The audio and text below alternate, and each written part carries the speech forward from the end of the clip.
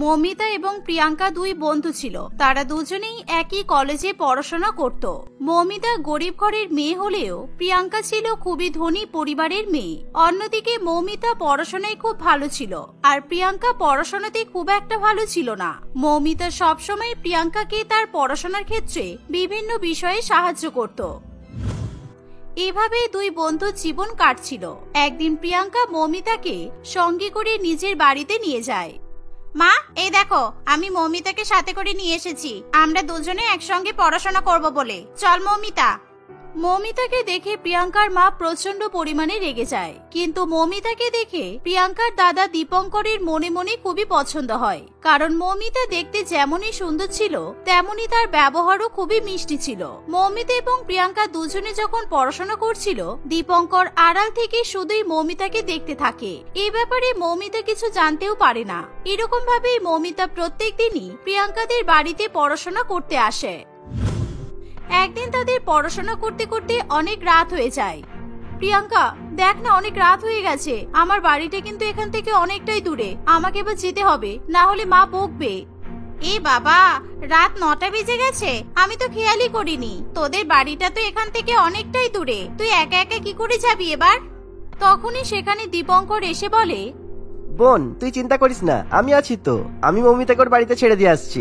গাড়ি করে যাবো, বেশিক্ষণ লাগবে না। না না, কোনো অসুবিধা নেই, আমি একাই চলে যাব। সবে মাত্র রাত 9টা বাজে, এখন 10টা পর্যন্ত বাস পাওয়া যাবে। প্রিয়াঙ্কা, আমি এলাম। হ্যাঁ। আরে, আমার দাদা যখন নিজে থেকে তোকে দিয়ে আসবে বলছে, তাহলে অসুবিধা কোথায়? অনেক রাত হয়ে গেছে, তুই একা একা যাস না। দাদা তোকে দিয়ে আসুক। যা দাদা, তুই দিয়ে আয়। আর মৌমিতা বাড়িতে গিয়ে ফোন করিস কিন্তু। কালকে কলেজ ছুটি আছে, তাড়াতাড়ি চলে আসবি। অনেক কিছু পড়া বুঝতে হবে। এই শুনে মৌমিতা দীপঙ্করের সঙ্গে সেখান থেকে বেরিয়ে যায়। গাড়ি করে যেতে যেতে দীপঙ্কর মৌমিতার সঙ্গে নানান রকমের কথা বলার চেষ্টা করে। মৌমিতার সঙ্গে কথা বলে দীপঙ্করের খুবই ভালো লাগে। অন্যদিকে প্রিয়াঙ্কার মা গায়ত্রী দেবী প্রিয়াঙ্কাকে ভীষণ পরিমাণে বকাবকি করতে থাকে। দেখ, আমি তোকে আগেও বলেছি, এখনো বলছি, ওই গরিব ভিখারি মেয়েটার থেকে দূরে থাক। প্রত্যেকদিন ওই মেয়েটাকে আমাদের বাড়িতে নিয়ে আসার কি দরকার? প্রত্যেকদিন বাড়িতে নিয়ে আসছিস, ভালো ভালো খাবার খাওয়াচ্ছিস। এগুলো কিন্তু তুই বড্ড বাড়াবাড়ি করছিস। তুই কিন্তু গরিবদের চিনিস না, ওরা টাকার লোভে অনেক কিছুই করতে পারে।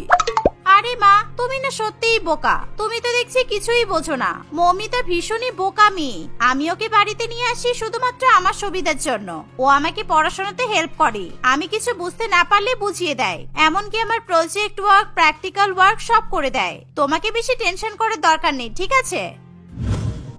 এভাবেই সময় কাটতে থাকে। একদিন হঠাৎ করে প্রিয়াঙ্কার দাদা দীপঙ্কর মৌমিতাকে বিয়ে করে বাড়িতে নিয়ে আসে। এই দেখে প্রিয়াঙ্কা এবং তার মা প্রচন্ড পরিমাণে অবাক হয়। দাদা, এসব আমি কি দেখছি? তোরা কি আমাদের সঙ্গে মজা করছিস? তোরা আমাদের সঙ্গে প্র্যাঙ্ক করছিস, তাই না? বোন, তুই যেটা দেখছিস সেটা একদমই সত্যি। আমি মৌমিতাকে বিয়ে করে নিয়ে এসেছি। আজ থেকে মৌমিতা এই বাড়ির বউ, আর তোর বৌদি। না, এটা হতে পারে না, কিছুতেই হতে পারে না। মৌমিতা, আমি তো তোকে সরল সিধে সাদে মেয়ে বলে মনে করেছিলাম, কিন্তু তুই যে এতটা চালাক আমি তো ভাবতেই পারছি না। তুই টাকার লোভে আমার দাদাকে ফাঁসালি, তাই তো? আমাদের কাউকে কিছু বুঝতেও দিলি না। তুই এতদিন তলে তলে ডুবে ডুবে জল খাচ্ছিলিস, আর আমি ধরতেও পারলাম না। এসবের জন্য শুধুমাত্র তুই দায়ী প্রিয়াঙ্কা।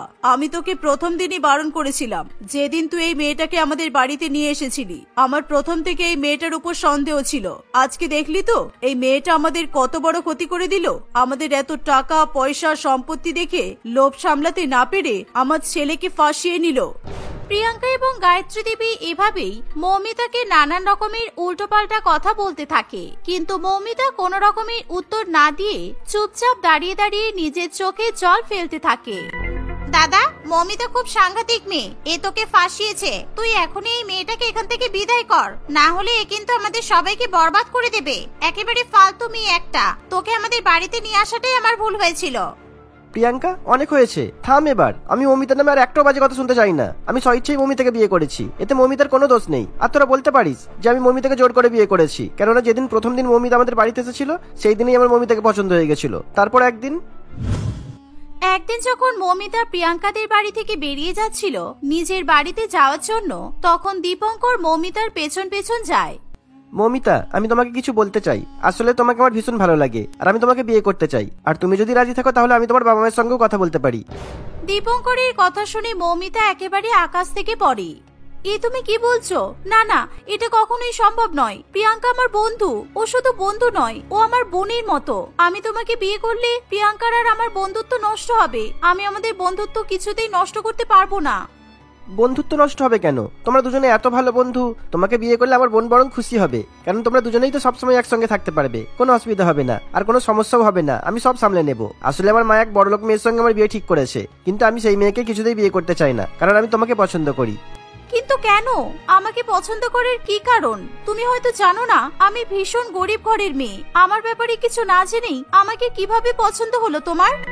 কে বলেছে আমি তোমার ব্যাপারে কিছু জানি না? আমি শুধু তোমার নয়, তোমার ফ্যামিলির ব্যাপারেও সবকিছু জানি। তবু আমি তোমাকে বিয়ে করতে চাই। আমি কোনো কথা শুনতে চাই না। চলো, আমি আজকে এই বিষয়ে তোমার বাবা মায়ের সঙ্গে কথা বলতে চাই।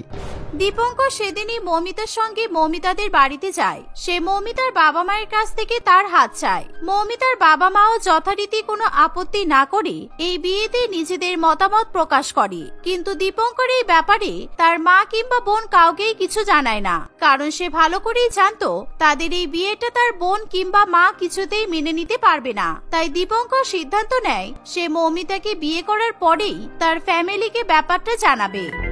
বাহ, খুব সুন্দর, দারুণ গল্প বানিয়ে এনেছিস তোরা দুজনেই। তোদের এই গল্পে আমি একটুও বিশ্বাস করলাম না। মমিতা, তুই তো সবসময় বলতিস তোর কাছে নাকি পড়াশোনাটা সবচেয়ে আগে। তুই পড়াশোনা করতে চাস, চাকরি করতে চাস, কোথায় গেল সেসব কিছু? যেই দেখলি আমার বড়লোক দাদা তোকে বিয়ে করতে চাইছে, অমনি সবকিছু জলাঞ্জলি দিয়ে বিয়ে করে নিলি, তাই না? কারণ এখন তো তোর পড়াশোনা করার কোনো দরকার নেই। এখন তো তুই এই বাড়ির মালকিন হয়ে গেছিস। না প্রিয়াঙ্কা, একদমই নয়। আমি দীপঙ্করকে বিয়ে করার আগেই বলে দিয়েছিলাম বিয়ের পরেও আমি পড়াশোনা করতে চাই। আমি কোনো মতেই পড়াশোনা ছাড়তে পারবো না। বড়লোক বাড়িতে বিয়ে হয়েছে বলে আমি আমার লক্ষ্য থেকে সরে আসবো, সেটা কখনোই হতে পারে না। আমি নিজের পায়ে দাঁড়িয়েই ছাড়বো। দেখ বোন, যা হয়েছে এবার ভুলে যা। তোরা দুজনে কত ভালো বন্ধু বলতো। তোরা যেমন আগে একসঙ্গে দুজনে মিলে পড়াশোনা করতিস, সেরকম এখনো পড়াশোনা করবি।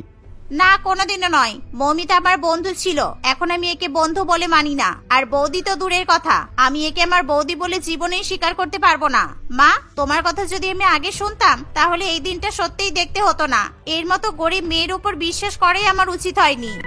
এই বলে প্রিয়াঙ্কা তার মাকে নিয়ে সেখান থেকে চলে যায়। নিজের কাছের বন্ধুর কাছ থেকে এরকম ব্যবহার পেয়ে মৌমিতা খুবই দুঃখিত হয়ে পড়ে। সে ভীষণ পরিমাণে কান্নাকাটি করতে থাকে। দেখেছো দীপঙ্কর, আমি তোমাকে আগেই বলেছিলাম তোমাকে বিয়ে করলে আমাদের বন্ধুত্বটা নষ্ট হয়ে যাবে, আর সেটাই হয়েছে। তোমার ফ্যামিলিকে না জানিয়ে বিয়ে করাটা আমাদের সত্যিই উচিত হয়নি। আমি নিজেকে ক্ষমা করতে পারছি না কিছুতেই। এরকম বলো না মৌমিতা, তুমি দেখবে সব ঠিক হয়ে যাবে। মা আর বোন তোমাকে খুব তাড়াতাড়ি মেনে নেবে। তুমি সব কিছু না ভেবে মন দিয়ে পড়াশোনা করো। আর তাছাড়া 2-3 মাস পরে তো তোমার ফাইনাল সেমিস্টারের পরীক্ষা। প্রথম কিছুদিন খুবই দুঃখ কষ্টের মধ্যে দিয়েই মৌমিতার দিন কাটে, কারণ প্রিয়াঙ্কা এবং তার মা উঠতে বসতে তাকে শুধু উল্টো পাল্টা কথা শোনায়। শুধু তাই নয়, দীপঙ্কর বাড়ি থেকে চলে যাওয়ার পর তারা মৌমিতার সাথে খুবই বাজে ব্যবহার করে। একদিন মৌমিতা নিজের ঘরে বসে পড়াশোনা করছিল, এমন সময় সেখানে প্রিয়াঙ্কা এবং তার মা আসে। কিরে, আমার পড়াশোনার জলাঞ্জলি দিয়ে আমার বাড়িতে এসে তুই খুব শান্তি করে পড়াশোনা করছিস, তাই না? তুই তো বলেছিলিস তোর নিজের বাড়িতে পড়াশোনা করতে অসুবিধা হতো, কারণ তোদের একটাই ঘর ছিল। আর সেই কারণেই তুই পার্মানেন্টলি আমাদের বাড়িতে থেকে পড়াশোনা করার প্ল্যান খুব ভালো মতোই করেছিস।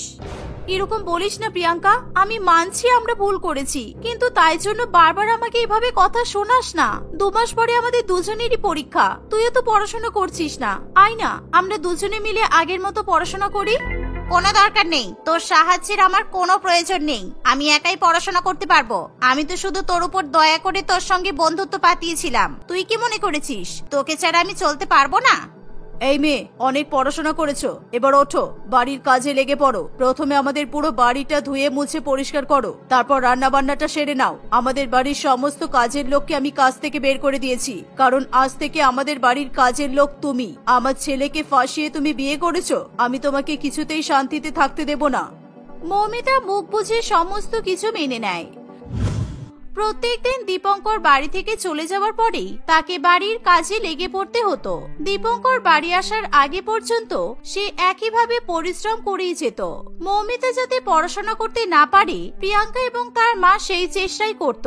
আর মৌমিতা সত্যি সত্যি কোনো পড়াশোনা করতেও পারত না। এরকম ভাবে দেখতে দেখতে 2 মাস কাটে। প্রিয়াঙ্কা এবং মৌমিতার ফাইনাল সেমিস্টারের পরীক্ষা চলে আসে। আর এই সময় প্রিয়াঙ্কা ভীষণ পরিমাণে বিপদে পড়ে। কি, আমি তো ওই মৌমিতার পেছনে আমার সব সময় নষ্ট করে ফেলেছি। আমি তো আমার কলেজের প্র্যাকটিক্যালের কোনো কাজও করিনি, কোনো প্রজেক্টও করিনি। ওগুলো সাবমিট না করলে আমি তো পরীক্ষায় বসতেই পারবো না। এবার কি হবে? ওই মৌমিতা তো ভীষণ চালাক, ও তো নিশ্চয়ই নিজের সব কাজ কমপ্লিট করেই রেখেছে। প্রিয়াঙ্কা কি করবে কিছু বুঝতে না পেরে তার দাদার কাছে গিয়ে সাহায্য চায়। তুই চিন্তা করিস না বোন, হাতে মাত্র 2 দিন সময় আছে, তাই তো? আমি আমার চেনা পরিচিত কাউকে দিয়ে তোর কাজগুলো করিয়ে দিচ্ছি, কেমন? তুই 2 দিন পর সব পেয়ে যাবি। যা, তুই এবার নিশ্চিন্তে থাক। এই শুনে প্রিয়াঙ্কা খুবই খুশি হয়ে সেখান থেকে চলে যায়।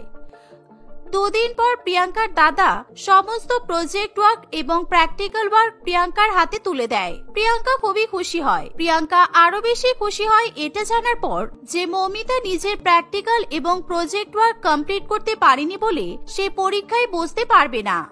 যাক, আমি তাহলে সাকসেসফুল হয়েছি। খুব শখ ছিল পড়াশোনা করে চাকরি করার, সবকিছু একেবারে খুঁজে গেছে। এমন অত্যাচার করেছি, ওকে দিয়ে এমন খাটিয়েছি যে নিজেই পড়াশোনা করার সময় পাইনি। যাই, আমি এবার কলেজে যাই, এগুলো জমা দিয়ে আসি। প্রিয়াঙ্কা তার প্র্যাকটিক্যাল ওয়ার্ক এবং প্রজেক্ট ওয়ার্ক নিয়ে কলেজে পৌঁছে যায়, কিন্তু সেগুলো জমা দেওয়ার আগে সেগুলো চেক করার সময় প্রিয়াঙ্কা প্রচন্ড পরিমাণে অবাক হয়। কি, এগুলো তো সব মৌমিতার হাতের লেখা। তার মানে মৌমিতা এই কাজগুলো করেছে। মৌমিতা নিজের কাজ না করে আমার কাজগুলো করে দিয়েছে যাতে আমি পরীক্ষায় বসতে পারি। মনিকা এত ভালো, ও নিজের কথা চিন্তা না করে এখনো পর্যন্ত শুধু আমার কথাই ভাবছে। প্রিয়াঙ্কা তার ভুল বুঝতে পেরে তৎক্ষণাৎ বাড়িতে চলে আসে। এমনকি সে কোনো কিছু কলেজে জমাও দেয় না। সে বাড়িতে এসে তার মাকেও পুরো ব্যাপারটা জানায়। আমাকে ক্ষমা করে দে মৌমিতা, আমি সত্যি তোকে বুঝতে পারিনি। তোর মন খুব ভালো। আমি নানান রকম ভাবে চেষ্টা করেছি যাতে তুই পড়াশোনা করতে না পারিস, কিন্তু তুই ঠিক আগের মতোই আমার কাছের বন্ধু হয়ে আমাকে এখনো হেল্প করে গেলি। তুই নিজের প্রজেক্ট ওয়ার্ক না করে আমারটা কমপ্লিট করে দিয়েছিস যাতে আমি পরীক্ষায় বসতে পারি। হ্যাঁ রে বোন, মৌমিতা এখনো তোর কথা সবসময় চিন্তা করে। আমি ওকে বলেছিলাম এই প্রজেক্ট ওয়ার্ক গুলো তোকে না দিতে, কিন্তু আমার কথা শোনেনি। মৌমিতার মতো বন্ধু পাওয়া সত্যিই ভাগ্যের ব্যাপার রে। শুধু বন্ধু নয় দাদা, এমন বৌদি পাওয়াটাও ভাগ্যের ব্যাপার। মৌমিতা, আমি প্রজেক্ট ওয়ার্ক কলেজে জমা দিইনি। আমরা 2 বন্ধু আবার আগের মতো একসঙ্গে পড়াশোনা শুরু করব, আর নেক্সট ইয়ার আমরা 2 বন্ধু আবার পরীক্ষা দেব। প্রিয়াঙ্কার কথা শুনে মৌমিতা ভীষণ খুশি হয়। মৌমিতা তার প্রিয় বন্ধুকে আবার ফিরে পেয়ে আনন্দে আত্মহারা হয়ে ওঠে। এভাবে সেদিনের পর থেকে তারা দুজনেই আবার আগের মতো বন্ধু হয়ে যায়। দীপঙ্করের মাও শেষ পর্যন্ত মৌমিতাকে বৌমা হিসেবে স্বীকার করে নেয়। তুলি, প্রিয়া এবং রাইমা 3 বান্ধবী ছিল। তুলি এবং প্রিয়ার খেলার সময়ও একটা কাজের লোকের দরকার পড়তো।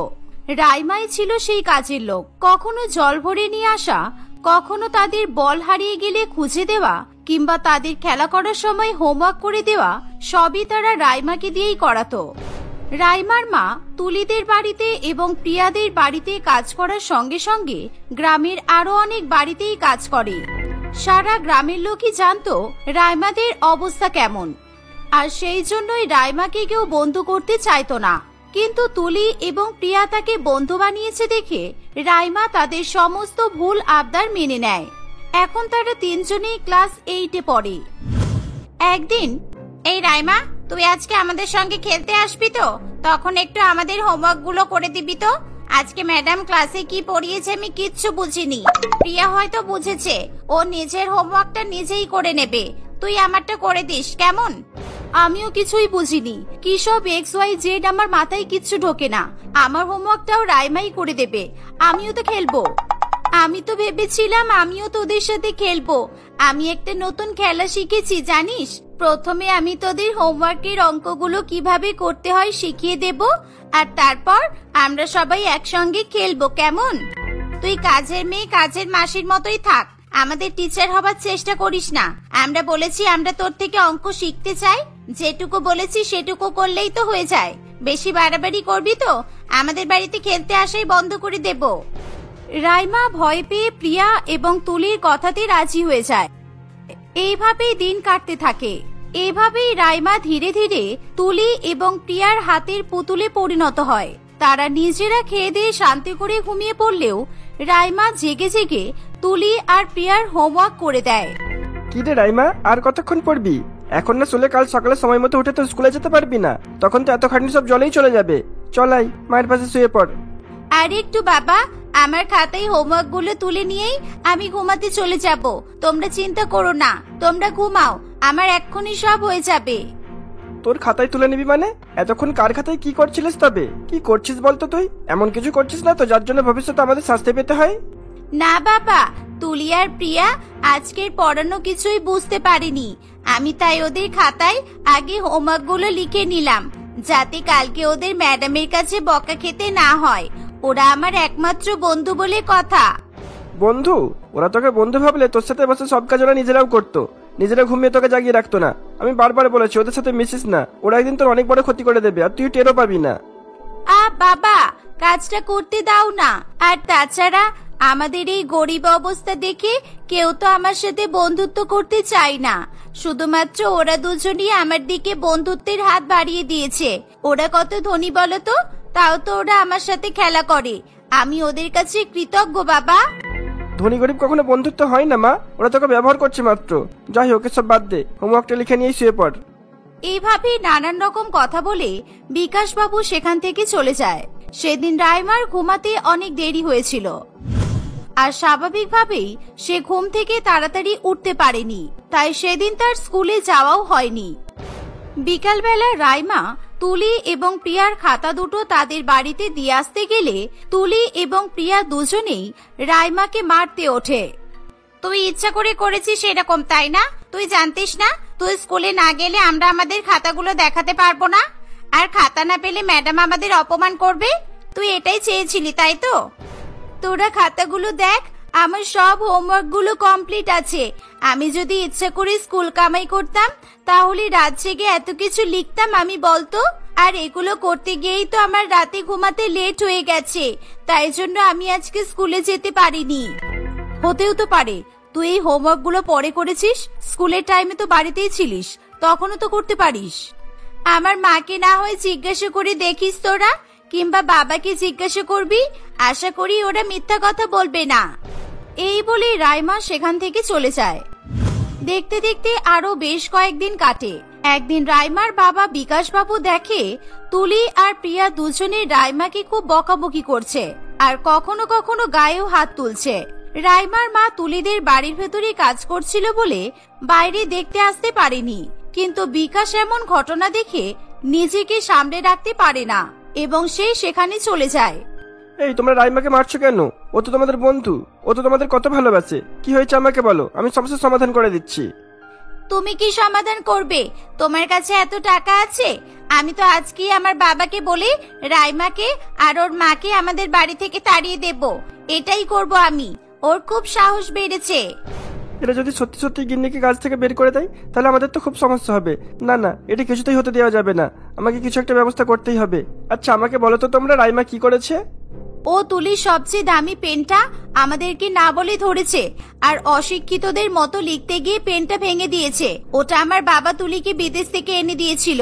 তুমি পারবে তুলিকে এরকম পেনটা এনে দিতে? কিন্তু আমি তো তোদেরই হোমওয়ার্ক গুলো করছিলাম, তোরা খেলতে ব্যস্ত ছিলিস বলে আমাকে তো হোমওয়ার্ক গুলো করতে বললি। আর তোরা তো বলেছিলি পেন্সিল বক্স থেকে যে কোনো পেন নিয়ে নিতে। আমি কি করে বুঝবো বলতো কোন পেনটা কে কাকে দিয়েছে আর কোন পেনটা কত দামি? রাইমা, ভুল হয়েছে, ক্ষমা চেয়ে নে। মুখে মুখে তর্ক করিস না। তোর মায়ের কাজ না থাকলে কি হবে একবার ভেবে দেখেছিস? ক্ষমা চাই এক্ষুনি, আমার কোনো রকমের অশান্তি চাই না। ক্ষমা চাইলেও ক্ষমা করব না। আমি যদি এদেরকে বাড়ির কাছ থেকে বের করে দিই তাহলে রাইমা বাড়িতে গিয়ে ওর বাবা মায়ের কাছে মার খাবে। ভেবেই যে আনন্দ হচ্ছে না, কি বলবো। এই ভেবে তুলি তাড়াহুড়ো করে সেখান থেকে চলে যেতে যায়। বিকাশ বাবু বারণ করলেও তুলি তার কোনো কথাই শোনে না। জোর করে সেখান থেকে যেতে গিয়ে তুলি বিকাশ বাবুকে খুব জোরে ধাক্কা মেরে দেয়। আচমকা এমন হওয়ার ফলে বিকাশ বাবু টাল সামলাতে না পেরে পড়ে যায়। বাগানে থাকা পাথরে তার মাথা লেগে মাথা ফেটে যায়। তুলি এবং প্রিয়া এই দেখে ভয় পেয়ে সেখান থেকে পালিয়ে যায়। রাইমা চিৎকারে সবাই সেখানে ছুটে এসে বিকাশ বাবুকে হাসপাতালে নিয়ে যেতে যেতেই সে মারা যায়। রাইমা এবং তার মায়ের জীবনে শোকের ছায়া নেমে আসে। অন্যদিকে তুলি এবং প্রিয়ার হাতে এমন একটা ক্ষতি হয়ে যাওয়ায় তারাও খুব ভেঙে পড়ে। আমি ইচ্ছা করে করিনি বাবা, আমি সত্যি বলছি। আমি তো বাড়ির দিকে আসতে চেয়েছিলাম, রাইমার বাবা ওইভাবে সামনে চলে আসবে আমি ভাবিনি। আমাকে কি পুলিশে ধরে নিয়ে যাবে বাবা?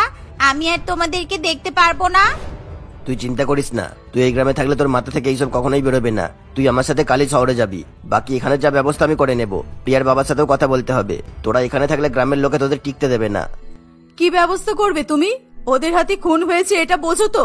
রাইমা আর ওর মায়ের মাথায় যদি কেউ এই কথাটা ঢুকিয়ে দেয় আর আমাদের মেয়েদের নামের থানায় ডায়েরি করতে বলে, তাহলে তুমি কি করবে? তুমি সংসারে মন দাও মহিমা, ওকে বাঁচানোর জন্য আমি যা খুশি তাই করতে পারি। তবে আপাতত রাইমা আর ওর গরিব মাকে একটু আর্থিকভাবে সাহায্য করব। দরকার হলে আমাদের গ্রামের শেষ প্রান্তে অনির্ভর জমিটা ওদের দিয়ে দেবো। এত বড় সাহায্য করলে ওরা আমাদের মেয়ের ক্ষতির কথা কখনোই ভাবতে পারবে না। যেমন কথা তেমনই কাজ। প্রতীকবাবু পরের দিনই রাইমাদের বাড়িতে গিয়ে তাদের কিছু টাকা পয়সা দেয় এবং ওই জমির দলিলও দিয়ে আসে। তুলি এবং প্রিয়াকেও পড়াশোনা করতে অন্য শহরে পাঠিয়ে দেয়। দেখতে দেখতে অনেকগুলো বছর কেটে যায়। তুলি আর প্রিয়া একটা বড় চন্দন কাঠের কোম্পানিতে চাকরি করে প্রচুর টাকা মাহিনা পায়। আর এই চাকরির অহংকারে তাদের মাটিতে পা পড়ে না বললেই চলে। কত বছর হয়ে গেল বলতো গ্রামে যাইনি। আমাদের গ্রামটা কি আগের মতোই আছে নাকি কিছু পাল্টেছে বলতো? যাবি নাকি একদিন? কয়েকদিন পরেই শুনলাম আমাদের কোম্পানির মালিক নিজেই ছুটিতে যাচ্ছে। আমরাও ছুটি চাইলে হয় না? উনি এই কোম্পানির মালিক আর আমরা সাধারণ কর্মচারী। তোর মনে হয় উনি ছুটি নিচ্ছেন বলে আমরাও ছুটি নিতে পারবো? তাও একবার বলে দেখলে হয়। কি বলিস? আমরা মোটেই সাধারণ কর্মচারী নই। আমাদের যা মাহিনা আমরা এই বয়সে পাই সেরকম মাহিনা আমাদের বাবারাও এই বয়সে পেত না। আর দুদিনের জন্য ছুটিই তো চাইছি, দেবে না কেন শুনি? তাহলে তুই গিয়ে কথা বলবি, আমি যাব না। লোকটা বড্ড খ্যাটখ্যাট করে। এইভাবেই তারা নানান রকম কথায় ব্যস্ত হয়ে পড়ে। কিছুক্ষণ পরে তারা তাদের অফিসের মালিকের কাছে যায় ছুটির জন্য দরখাস্ত জমা দিতে। স্যার, আমরা কয়েকদিনের জন্য একটু ছুটি চাই। আমরা বাড়ি যাব। অনেকদিন বাবা মাকে দেখিনি, গ্রামটাকেও দেখা হয় না। একটু যদি আপনি আমাদের এই আর্জিটা মঞ্জুর করতেন তাহলে খুব ভালো হতো। আমি মঞ্জুর করার কি? আমি তো আপনাদের মালকিনের অ্যাসিস্ট্যান্ট মাত্র। উনি ওনার গ্রামেই গেছেন, এখন ওনার সাথে যোগাযোগ সম্ভব হবে না। ওনার ফোনে টাওয়ার থাকে না। এখনো তো বোধহয় গিয়ে পৌঁছায়নি। আপনি একটু দেখুন না সুনীল বাবু, আমরা এতদিন এখানে কাজ করছি আর আপনাকেই এই কোম্পানির মালিক ভেবে আসছি, তাই তো আপনাকেই বললাম। ঠিক আছে ঠিক আছে, আপনারা নিজেদের জায়গায় গিয়ে বসুন। ম্যাডামের সাথে কথা হলে আমি আপনাদের জানাচ্ছি। আসলে ওনার বাবার 10 বছরের মৃত্যুবার্ষিকীতে একটা ইংরেজি মিডিয়াম স্কুল আর একটা বড় হাসপাতাল খুলবেন বলে গেছেন, তাই ওনাকে বিরক্ত করাটা ঠিক হবে না। সুনীল বাবুর কথা শুনে তুলি এবং প্রিয়া হঠাৎ চমকে যায়। 10 বছর আগে তাদের দোষে প্রাণ হারানো তাদের বান্ধবীর বাবার কথা হঠাৎই তাদের মাথায় আসে। তারা যে যার কাজে আবার ব্যস্ত হয়ে পড়ে। কিছুক্ষণ পরে সুনীল বাবু এসে জানায় যে তাদের ছুটি মঞ্জুর হয়েছে। এই কথা শুনে তুলি এবং প্রিয়া প্রচন্ড খুশি হয়। তারা পরের দিন সকালবেলাতেই গ্রামের জন্য বেরিয়ে পড়ে। কয়েক ঘন্টার মধ্যেই তারা গ্রামেও চলে আসে। গ্রামে এসেই সবার প্রথমেই তাদের দেখা হয় রাইমার সঙ্গে। তোরা কতদিন পর গ্রামে এলি? এতদিনে একবারও গ্রামের কথা মনে পড়েনি? সবাই তোদের কত মিস করেছে জানিস? ভালো দিনই এসেছিস। আজ আমাদের গ্রামে একটা নতুন স্কুল আর হাসপাতাল খুলবে। আমিও যাচ্ছি উদ্বোধনের অনুষ্ঠানে। মানে আমাদের গ্রামে স্কুল আর হাসপাতাল খুলছে? আজকে তো আমাদের কোম্পানির মালকিনের বাবার মৃত্যুবার্ষিকী, আর আমাদের মালকিন এই গ্রামেই থাকে। শুনলি তো রাইমা, আমাদের অফিসের মালকিনের বাড়ি এই গ্রামেই, আর আমাদের মালকিনের সাথে আমাদের খুব ভাব। তুই যদি আমাদের অফিসে চাকরি করতে চাস তাহলে বলিস, ওনাকে বলে তোর চাকরির একটা ব্যবস্থা করে দেব। পড়াশোনা তো সেরকম শিখিসনি, তাই আমাদের মতো ভালো পোস্ট হয়তো পাবি না, কিন্তু একটা কেরানির চাকরি তোকে জুটিয়ে দিতেই পারি। একগাল হাসি নিয়ে রাইমা সেখান থেকে চলে যায়। তারা সবাই স্কুল এবং হাসপাতালের উদ্বোধনী অনুষ্ঠানে পৌঁছে যায়। সেখানে গিয়ে তুলি এবং প্রিয়া দেখে তাদের গ্রামের পঞ্চায়েত রাইমাকে স্টেজে ডাকছে স্কুল এবং হাসপাতাল উদ্বোধন করার জন্য। এই দেখে তুলি এবং প্রিয়া খুবই অবাক হয়। তারা অনুষ্ঠান শেষ হওয়া পর্যন্ত অপেক্ষা করে আর তারপরেই রাইমাকে আলাদা করে ডাকে তার সঙ্গে কথা বলার জন্য। এই, তুই হসপিটাল আর স্কুলটা উদ্বোধন করলি কেন রে? পঞ্চায়েত তোকে ডাকলো কেন? আমাদের মালকিন কোথায়? সে এলো না কেন? সে কি মুখ দেখায় না? কারণ তাকে তো অফিসেও কখনো দেখিনি আমরা। বাবারে, এত প্রশ্ন! এই ধৈর্য ধর, বলছি। আমি তোদের কোম্পানির মালকিন। আমি নিজের রোজগার, উন্নতি এসব নিয়ে বড়াই করে অন্যকে ছোট করা পছন্দ করি না। তাই কখনো তোদের সামনে যাইনি। তোরা আর কোথাও কাজ খুঁজে পাচ্ছিলিস না বলে আমি আমার কোম্পানিতে তোদের কাজের ব্যবস্থা করে দিয়েছি। তোরা আমার জীবনটা নষ্ট করতে গিয়ে আমার জীবনটা আরো ভালো করে দিয়েছিস, তাই এইটুকু কৃতজ্ঞতা স্বীকার তো করাই যায়। আমরা ভালো করে দিয়েছি মানে? আমার আর আমার মায়ের মুখ বন্ধ রাখবে বলে তুলির বাবা কিছু টাকা আর একটা অনুর্বর জমি আমাদেরকে দিয়েছিল। সেই জমিতে কোনো ফসলই ফলতো না। একদিন আমার মা আর আমি ফসলের আশায় ক্লান্ত হয়ে জমিটা ঘুরতে ঘুরতে দেখতে থাকি। তখনই জমিটার একেবারে শেষের দিকে কয়েকটা লাল চন্দনের গাছ দেখতে পেয়েছিলাম। ব্যাস, সেদিন থেকে ভাগ্য আমাদের বদলে যায়। আমি আমার পড়াশোনাও বিদেশে করেছি আর দেশে ডিগ্রি নিয়ে ফিরেই কোম্পানি খুলেছি। আর এবার আমার স্বপ্ন একটাই, আমার গ্রামটাকে আমি নতুন করে রূপ দেব। রাইমার কথা শুনে তুলি এবং প্রিয়া কিছুই বুঝে উঠতে পারে না তারা কি বলবে। তারা শুধুমাত্র হা করে রাইমার দিকে তাকিয়ে থাকে।